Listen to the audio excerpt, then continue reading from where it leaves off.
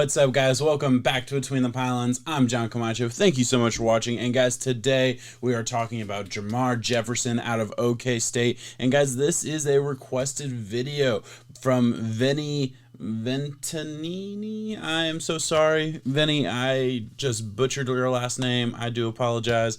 My last name's Camacho and it gets butchered all the time, so I know how that feels and I am very sorry. And guys, a lot of the videos that I do on this channel are requested, but I suck at actually saying at the top of the video that it was requested and shouting out the person who requested it. Trying to do a better job of that, so I want to do that at the top of the show. Let's get right into Jermar Jefferson. I'm going to pull up the stats right here. We're talking about a little bit of a smaller guy at 5'10", 217 pounds, but I will say I don't think he played at 217, at least from the games I watched. I thought he was a little bit leaner than that, so I was kind of surprised to see 217. Might have bulked up a little bit for his pro day and getting that official weight in, which is probably a good move, honestly. Had a total of 514 rushing attempts and 43 receptions to put up a total of 2,222 yards, 29 touchdowns, and is just a junior. Really, he had the breakout 2018 season. His freshman year, he had an absolutely breakout season. And 2019 was a little bit of a down year. He kind of got hurt, had some ankle issues early on in the season, and then he was splitting carries with another running back at OK State. 2020 comes around. He put up 5 consecutive 100-yard games and says, yeah, deuces, I'm going to see what the draft is going to treat me like. And here we are, guys. He's a very, very interesting prospect. Let's break down his skill chart right now. All right, and we have vision here at a 5.5, and obviously that's the biggest thing for running back. And I will say, first of all, really never had a point where I felt like, oh, that was a bad call, or that he wasn't seeing the holes or anything like that. I think he has good vision. He's going to have good decision making as a running back, fairly good instincts, all those things are checked. I will say, I mean, just the offensive line in general, if you're blocking gaping holes for all the games that I watched, at least, I'm not going to be as impressed with the vision, so that's why it's maybe not in like the sixes range or even 7s, because like I saw nothing that I had an issue with, which is what you want to say when you're talking about vision. Like for a running back, in my opinion, I want to see no issues. I want to see you constantly picking the right gap. I want to constantly feel like, oh, that was the right decision, and move on, right? So I always felt that way, but I mean, it was pretty cut and dry, easy. So put it at a 5.5, good grade, positive grade. Moving on, agility and short area quickness, and I'm going to lump these in together because I think both of these should be higher grades, right? Agility at a 5.4 and short area quickness at a 4.8. I know some people are going to kind of react to that a little bit because this is out of 9, and 5.4 and 4.8, both positive grades on my scale, right? 4.5 is my baseline average. So both of these are positive grades, but they're not, really even anywhere close to elite. And you'd say kind of borderline average for, most of these running back prospects that you would want to talk about. And these are two very, very important skills, right? But my biggest problem, and the reason it's not as high as maybe some people would think it should be, is I felt like he was really, really inconsistent, right? And I'll be honest, like inconsistency is the one thing that causes me to spend way more time than I should on any particular prospect. And that's what happened with Jermar Jefferson, right? Like I kept watching games, I kept watching snaps, I kept watching rushes, and there were moments where I was like, oh shit, it's specifically 2019 versus Hawaii.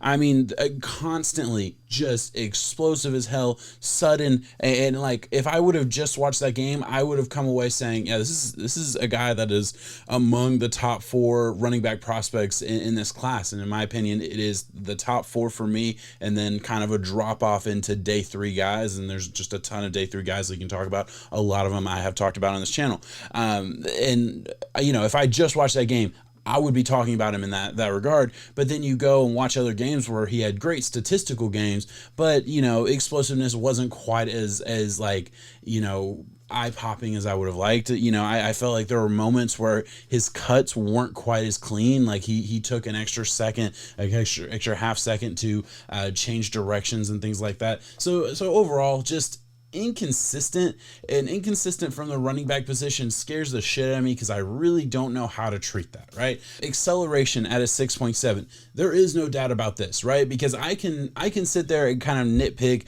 his agility. I can kind of nitpick his short area quickness where maybe like I would like more burst, right? I would like more explosiveness on certain plays, right? I can't in acceleration. When he hits that third gear, he's gone. He has home run hitting speed, and that is awesome. That, I think, is like the one thing that's going to be, in my opinion, his saving grace, and the reason he's almost certain to get drafted, right? Because everything else, like, I can work with the type of running back he is and how he grades out, but like you have that one thing, like, oh, if he gets the lane, if he gets the opportunity, he can go the distance. Pass protection at 2.2. Yeah, look, he'll throw his body around. He's not afraid of contact at all. And I'm going to get into that a little bit later on. Not afraid of contact at all. But I mean, there were multiple plays where it's like, if there was a free rusher that the running back was schematically supposed to pick up or anything along those lines, dude just ran him over on the way to the quarterback, right? He was wet paper as far as defense goes. Was not good. You're not going to be excited about his pass protection, especially year one. Hopefully he can get better with that. Power at a 3.1. Listen, he's not a power back, right? And I actually almost had this higher. I actually did have this higher before I went back and in preparation for recording this video. I brought it down because I wanted to be realistic with the type of running back he is. He's not a power back. But the reason I had it higher is because he is a tenacious runner. Like, I had a lot of notes in like the power section of my scouting notebook where I just talked about how, okay, yeah, he doesn't run over people. Most guys can bring him down just by themselves. Doesn't take an entire team to bring him down, anything like that. He's not a power back. But he is a tenacious runner. He fights and churns and fights and fights. And it's, not always to any avail, I'll be honest with you. But at the end of the day, I mean, I like the tenacity that I got to see. So that's why I think I originally had it a little bit higher. But at the same time, let's be realistic. That's not what we're going to ask him to do in the NFL. So we'll move on to pass catching at a 6.3. I think he's a more than serviceable pass catcher. And I think you can plug him into pretty much any offense that uses the running back in the passing game, and I'm going to feel comfortable with it. I'm not worried about that at all. I think that's why you could treat him as a change of pace, third down back, not to pass protect, but to pass catch out of the backfield. Have no problem with that at all. Patience at a 6. Yeah, he is a very patient runner. He picks his holes. It's kind of cool where he can he has a little bit, and I don't want to make this direct comparison because he is not Le'Veon Bell in any way, but he has a little bit of that, get to the hole and then jump cut and then go the other way, right? He has a little bit of that, like not a lot. And again, don't hear what I'm not saying. I'm not saying he's Le'Veon Bell, but he has a little bit of that in his game, and he definitely runs with very good patience. Breaking tackles at a 3.5. Yeah, that's not his game. Again, listen, he's a tenacious runner, but he doesn't run through a lot of people. He really doesn't even break that many arm tackles, I'll be honest, and I certainly don't think he will be doing it consistently in the NFL. He does not project as a guy who's going to get you a lot more yards than what's there to be had. I think he is very much a what's there to be had type of running back, and then you kind of get into the conversation of what can he do with the ball in his hand, what can he do in space, things like that. But running between the tackles, he's going to get what the offense blocks for you. That's about the extent of it, in my opinion. Ability in the open field, yeah, very good, positive grade, 5.3.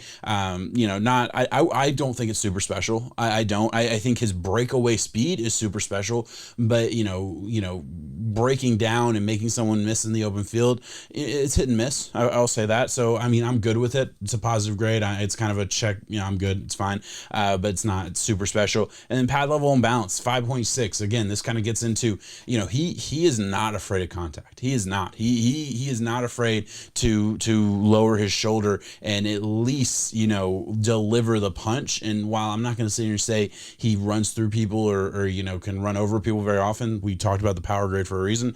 He certainly has no fear of contact, and you got to love that from a running back. Like, as small as he is, no fear of contact, and you love to see that. Overall, I look at Jermar Jefferson as a guy who isn't going to be your 3-down running back. This is a change of pace guy, right? He's a little bit too lean, a little bit too small. He's already had some injuries in college, which I know, you can have injuries in college and have that not carry over to the NFL extensively, but for the most part, every position, every player gets injured at some point in their NFL career. So you have to expect that, especially from the running back position. So I would think this is a guy who's probably 5 to 10 touches per game, right? He's a guy who's probably going to go into a committee type backfield and definitely be a part of the rotation, but I don't know how much value you're getting from him in the fantasy department, right? I don't think this is a guy you're targeting in dynasty leagues or anything like that, just because look, he's not going to hold up to a 17 game schedule, 15 to 20 touches a game. That's not realistic for him. That's not in his future, I don't think. I think this is a guy who teams are going to look at probably 6th to 7th round. And I know that probably hurts a lot of people's feelings that, probably think of him as a guy who should be drafted a lot earlier than that. And I totally understand that. I definitely think the athletic profile lends itself to being drafted a little bit earlier than that. But teams just don't value, a change of pace guy that high. Like you look for guys like that in that 6th to 7th round range. And hey, you can get a ton of starters and you can get a ton of big time production out of a running back in that range. It happens all the time. And I could totally be wrong about the usage. I really could. I don't see him as a 3-down back. I think he's just a little bit too lean, too small, too injury prone. Injury prone is not the right word. I don't like using that, but you kind of get what I'm saying.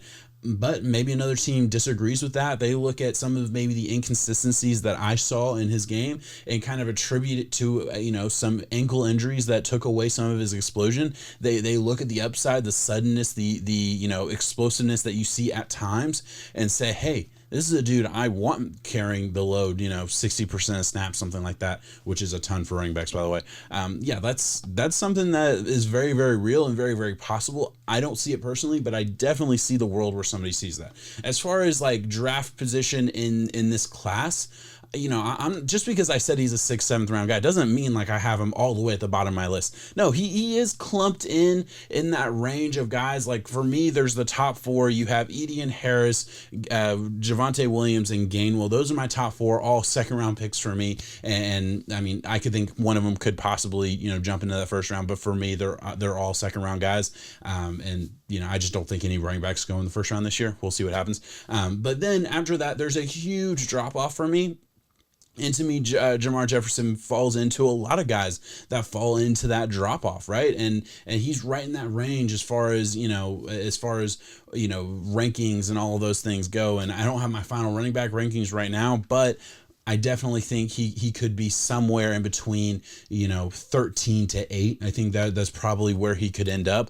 And then, I don't know exactly where that's going to be, but to me, look, this isn't a super strong running back class. And I think, you're going to get into that day 3, range for running backs, and teams that are looking to draft a running back, they're going to be looking at the pool of guys and they're just going to be looking for traits. They're going to be looking for specific styles. And there's going to be a handful of teams that are looking for a guy like Jermar Jefferson, and they're going to look at his home run hitting ability. They're going to look at some of the explosiveness that you do see at times, and they're going to really like what they see. And I definitely believe he will get drafted because of those things. But all right, guys, thank you so much for watching. Please like this video if you enjoyed the content, subscribe if you think you would enjoy more, and hey, leave a comment. Let me know if there's somebody you'd like me to do a draft profile on. I'm still trying to get through the rest of the class right now, and if you leave a comment, I will definitely get to it and do a video on it as soon as I can. Guys, thank you so much for watching. Peace.